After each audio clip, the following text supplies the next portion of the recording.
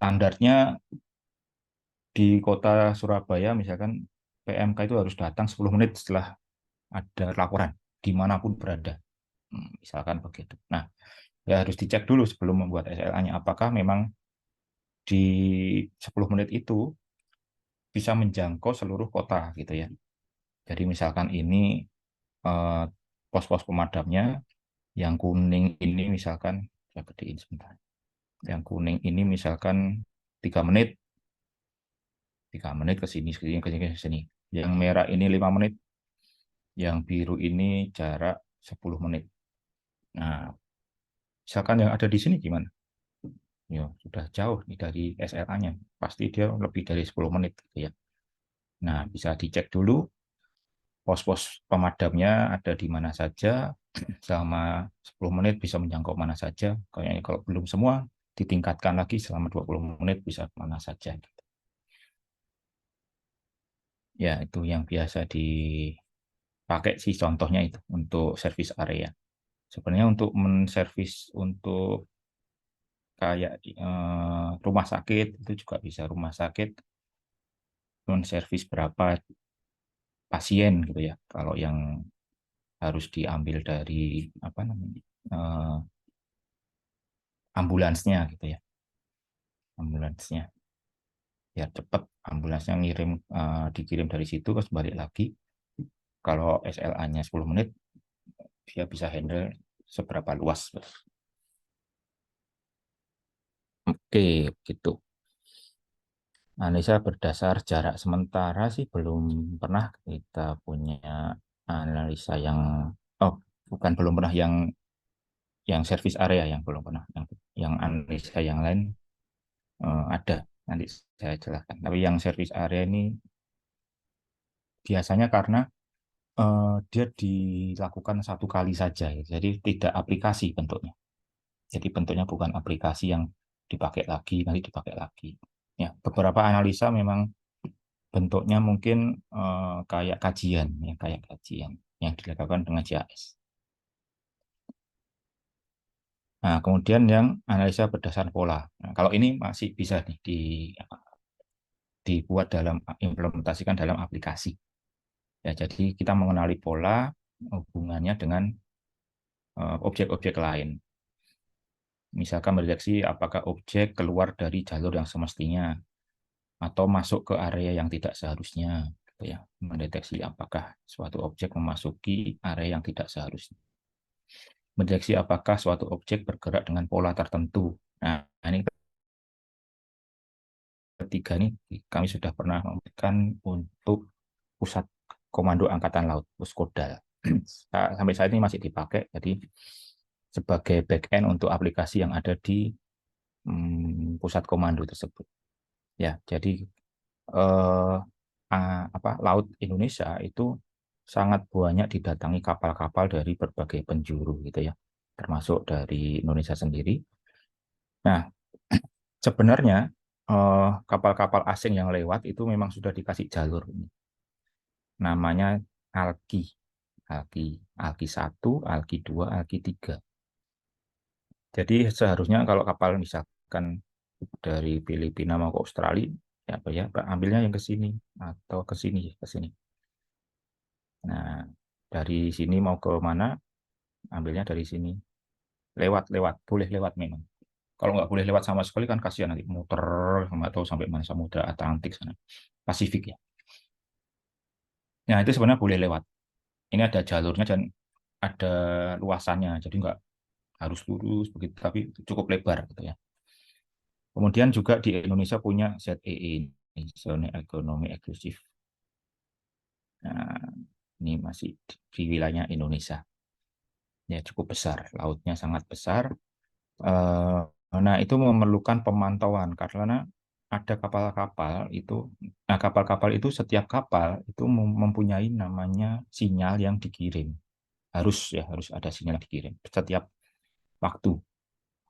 Nah, di sini kita menggunakan sinyal tersebut, jadi untuk mendeteksi apakah ada kelainan, nah, ada pola-pola yang lain. Misalkan ada kapal asing ke sini, ke sini, ke sini, tiba-tiba belok. Jadi terdeteksi beloknya. dia keluar dari apa algi gitu, dideteksi, munculkan alert ya, meskipun nggak langsung ditindak, nggak boleh gitu, nggak, cuma di alert ya, dicatat gitu, dicatat, dikasih alert ya. Begitu juga yang di zona ekonomi eksekutif eksklusif ya, kadang ada yang muter-muter di sini nggak tahu ngapain. Ini sering sekali di sini nih, muter-muter di sini dari Australia ya. Itu juga dicatat, bisa ketahuan ada pergerakan masuk di daerah Indonesia, dicatat gitu ya. Dari sisi aplikasi cukup mudah ya. Ini merupakan poligon, ada titik yang di dalam poligon ini udah dicatat gitu. Itu yang cukup mudah di situ. Ada yang masuk, ada yang keluar, ada yang di dalam, ada di luar. Itu mudah. Nah, yang agak sulit itu mendeteksi pola jalur. Ya, jalurnya. Misalkan ada kapal di sini, aman kan, di sini kan nggak apa-apa ya, sebentar itu nggak apa-apa. Di sini juga nggak apa-apa, agak deket-deket. Tapi ada yang jalurnya itu aneh. Misalkan biasanya kan kapal kan beloknya nggak langsung menikung menikung menikung gitu ya. Nah, itu ada yang jalurnya aneh-aneh aneh, itu juga dideteksi. Nah, ada juga yang kapal besar tiba-tiba berhenti di dekat-dekatnya pulau, terus ada kapal kecil yang tiba-tiba datang dekat sekali dengan kapal tersebut gitu. Nah, istilahnya katanya sih kencing istilahnya. Maaf ya, kencing. Kayak ngambil apa itu karena kalau masuk tak bisa dilewatkan kapal kecil dulu, atau dari kapal besar diambil kapal besar, yang tahu detailnya gimana, pokoknya istilah kencing, oh kencing nih.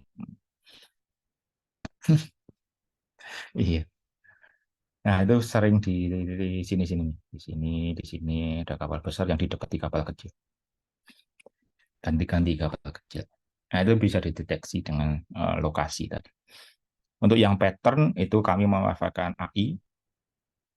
Nah, jadi pattern-pattern yang aneh itu dibuat untuk training.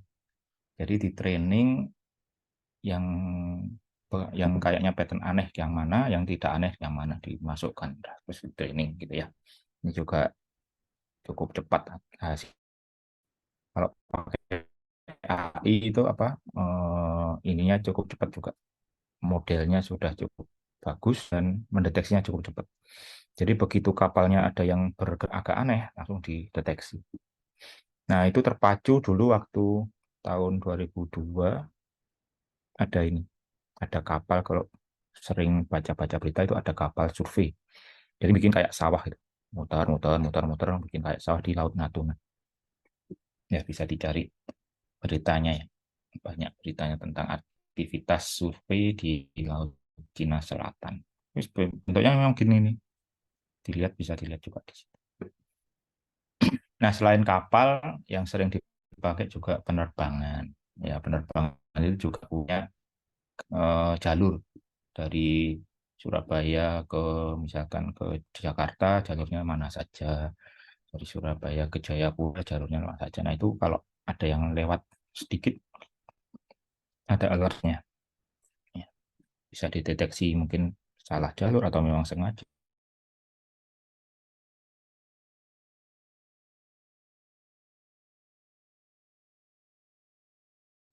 Operasional agak. Setiap kali ada pergerakan, dicek, di alert, dikasih tahukan ke sistemnya bahwa ada sesuatu yang mencurigakan. Nah, kemudian yang berikutnya analisa multikriteria. Ini kembali ke kajian.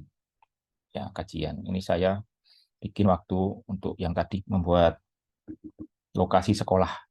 Mau bangun lokasi sekolah di mana yang paling sesuai, optimal sebenarnya. Nah, dasarnya apa? Dasarnya ada banyak.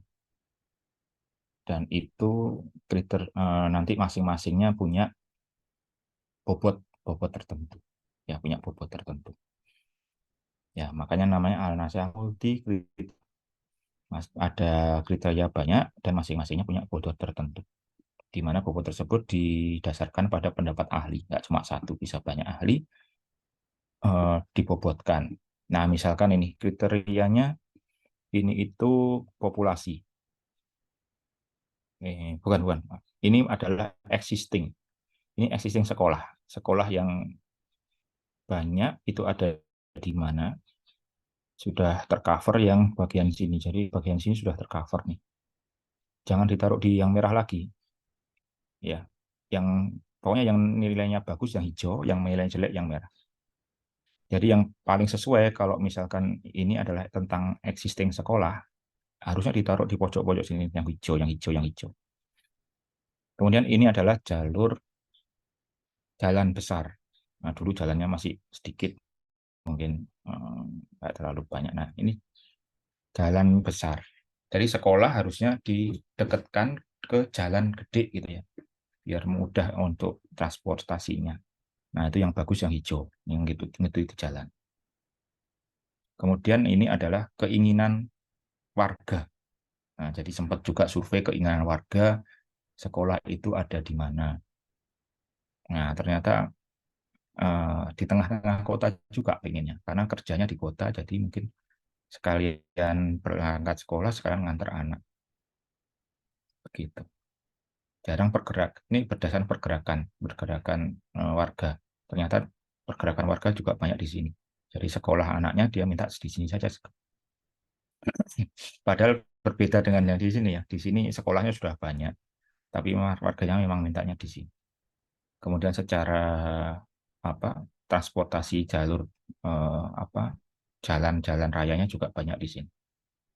Kalau yang ini dijauhkan dari semacam pabrik, kantor, kemudian pabrik juga daerah banjir. Nah, ini daerah yang tidak banjir berarti. Yang hijau-hijau ini daerah yang tidak banjir. Kemudian yang ini transportasi waktu itu masih pakai angkot. Nah, belum ada Gojek sih waktu itu. Jadi angkot saja, sekolahnya pakai angkot sama bis kota. Itu yang bagus transportasinya di yang hijau ini. Yang sini-sini nggak ada angkotnya. Yang merah-merah nggak ada angkotnya. Nah, ini digabung tapi dengan nilai bobot tertentu. Ternyata dari pendapat ahli-ahli itu yang paling bobotnya paling tinggi yang ini keinginan masyarakat sama transportasi. Ya, sama transportasi sama ini juga. Jalan raya nggak terlalu pengaruh, banjir-banjir nggak apa-apa. Nah, hasilnya di sini. Nah, hasilnya digabung, ini nih sekolahnya. Ternyata memang kembali yang dibutuhkan sekolahnya itu tidak di pinggir-pinggir gitu ya ternyata. Ternyata di tengah memang sudah cocok gitu. Sekolah ada banyak di tengah memang sebenarnya sudah cocok ternyata. Nggak harus di pinggir-pinggir. Dulu waktu itu masih mungkin eh, data 20 tahun lalu. Ya. Kami dikasihnya juga data 20 tahun lalu yang mungkin penduduknya juga masih nggak sebanyak sekarang yang di pinggir-pinggir. Sampai ketemu daerahnya, nah, daerah-daerah yang cocok di mana. Begitu. Itu analisa multikriteria. Jadi sering digunakan di teman-teman Bapeda ya. Bapeda mau membangun sesuatu banyak kriterianya, banyak faktor yang diinginkan, bingung nih mau pakai faktor yang mana, semua pakai, silahkan semua dipakai, nanti dijustifikasi bobotnya. Nah, masing-masing faktor dipetakan mana yang dia nilainya besar ada di mana, nilainya kecil ada di mana. Nah, intinya begitu. Ya, ini bukan sesuatu yang operasional, tapi untuk kajian. Itu juga untuk prediksi. Kalau yang ini untuk membuat, kayaknya kita mau ngapain, ini bisa juga sampai prediksi. Ya, prediksi itu berdasarkan banyak faktor lah juga. Ada dibagi lagi nanti menjadi faktor pendorong, faktor penghambat. Jadi kalau misalkan ada apa, dia faktor pendorongnya apa, penghambatnya apa. Menggunakan seluler otomata. Sekitarnya bagaimana, kemudian dia akan berkembang atau tidak, itu dari situ. Nah, contoh aplikasi yang dikembangkan untuk ini ada yang cukup terkenal dari teman-teman ITS ya. Uh, teman-teman namanya Lendusim. Ya, biasanya teman-teman Bapeda, kemudian tata kota dan sebagainya yang ikut di situ, yang ikut di teman-teman ITS. Pakai software buatan ITS namanya Lendusim. Ya, datanya bisa diiterasi pakai AI juga sekarang, pakai AI diiterasi dari tahun ke tahun.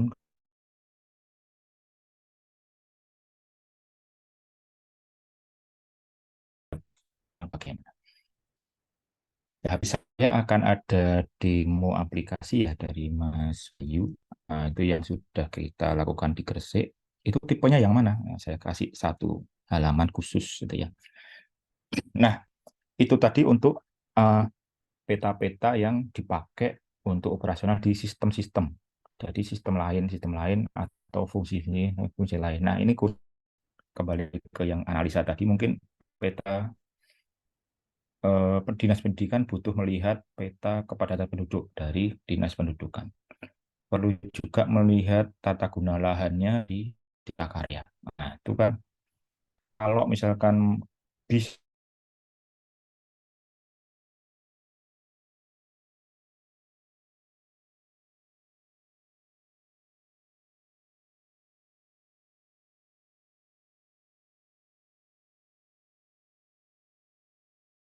bundel ya, bundle.